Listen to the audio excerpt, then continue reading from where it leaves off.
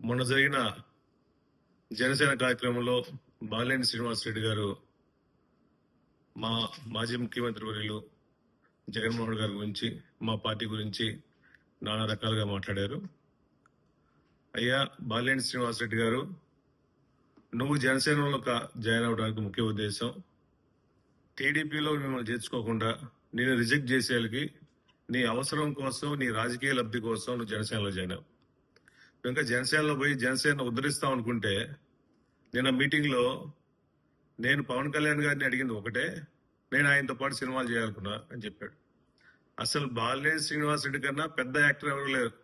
ఆయన పెద్ద కమలాసనం, ఆ ముందు ఆయనతో సినిమా తీయాలి. అదేవిధంగా జగన్మోహన్ గారు, వైఎస్ రాజశేఖర్ గారు లేకపోతే ఆయన రాజకీయం లేదు, సీఎం కాలేదని చెప్పారు. అయ్యా రాజశేఖర్ గారు చనిపోయింది 2009లో, మా పార్టీ పెట్టింది 2011లో.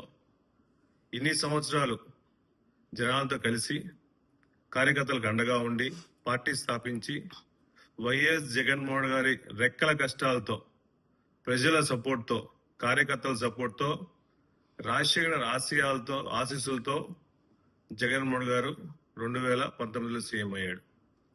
మళ్ళా ఇప్పుడు చెబుతున్నాం ఆయన సీఎం కాలేడనే.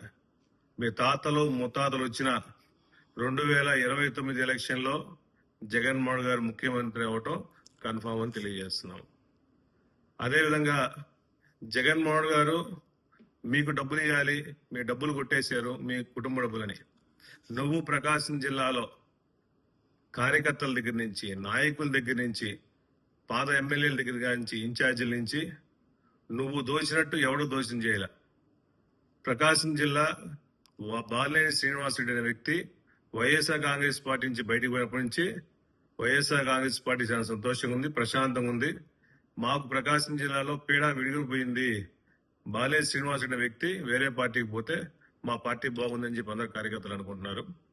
అదేవిధంగా అవసరమైతే జెడ్పీ చైర్పర్సన్ దించేస్తాము అని చెప్పి తెలియజేస్తున్నాం. నీలాగా జెడ్పీడీసీలు ఎవరు అవకాశవాదుల కోసం, పదవుల కోసం, ఎమ్మెల్సీల కోసం ఎవరు రాజకీయాలు చేసేవాళ్ళు లేరు, ఎవరు పార్టీలు మారేవారు లేరు. ప్రకాశం జిల్లా జెడ్పీ చైర్పర్సన్ ని ఎవరు ఏం చేయాలని చెప్పి సభాముఖంగా తెలియజేస్తున్నా. ఒకటే గుర్తుపెట్టుకోండి, అవసరం కోసం బాలినేని శ్రీనివాసరెడ్డి వ్యక్తి అతని రాజకీయాల కోసం నేను ఎమ్మెల్సీలు అవుతాను, మినిస్టర్ అవుతాను అని చెప్పేసి కలపలు మాటలు చెప్తున్నారు.